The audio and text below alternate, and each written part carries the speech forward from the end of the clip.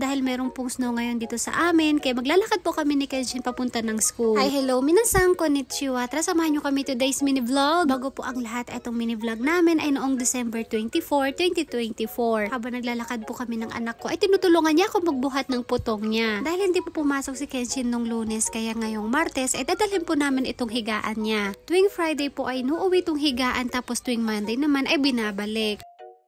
Kenshin kong, ohaya! Grabe, ang lamig. Kyotsukete ne! Kapag hinahatid ko po si Kenshin papunta ng school mga auntie, minsan inaabot po kami ng mga 30 minutes. May kalayuan po ng konti yung school nila, pero carry lang naman pong lakarin. At habang naglalakad po kami, gusto niya po magpabuhat sa akin. Kaso nga lang, kahit ayaw ko po siyang buhatin, inaawan naman ako. Kaya binuhat ko po siya saglit mga 7 minutes. Hi, gozaimasu! Ayo!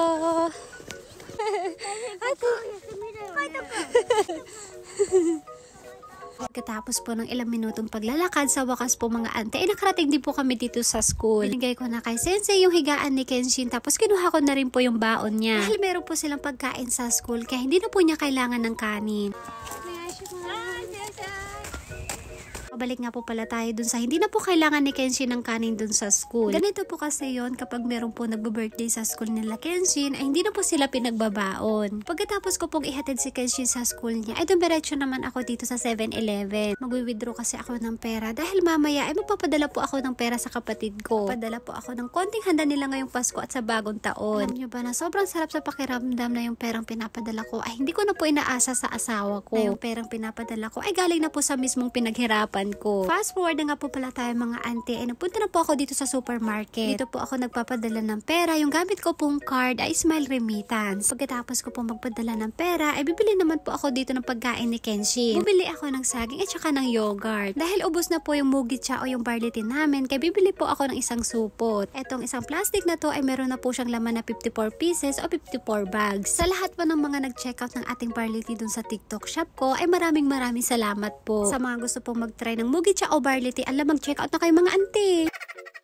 Bago po ang lahat sa mga taga-Tokyo na naghahanap ng massage at face massage na may foot spa, body scrub at manicure pedicure, ay pwede nyo pong i-visit ang Hibari Clinic sa Sumida. 4 minutes away lang po from Kaniguchi Station. Sobrang ganda po ng mga treatments nila, kaya sigurado pong marerelax kayo. Pahabol ko lang po sa inyong mga auntie, hiring din po ang Hibari Clinic. Naghahanap po sila ng empleyado na residents na po dito sa Japan. Meron po silang Facebook page mga auntie, ilalagay ko na lang po dito sa comment section o kaya naman dito sa screen. Fast forward na po tayo mga auntie, pagka uwi ko po ng bahay ay tinimplahan ko po ng mainit na tea yung mga binan ko.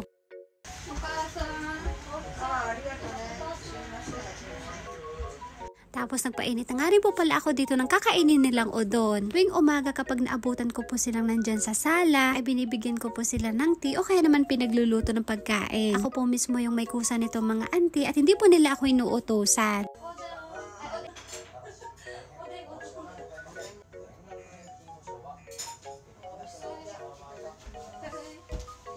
Pag akyat ko naman po dito sa taas mga auntie, ay ito naman po yung aking pagkain. Nagugutom na nga rin po ako, kaya kakain po ako ng pansit. Meron din ako ditong mainit na tea, pampainit ng tiyan. Minasang itadakimasu. Huwag niyong pasinin yung pagkain ko mga auntie ha. Maramihan po talaga ako kapag kumain.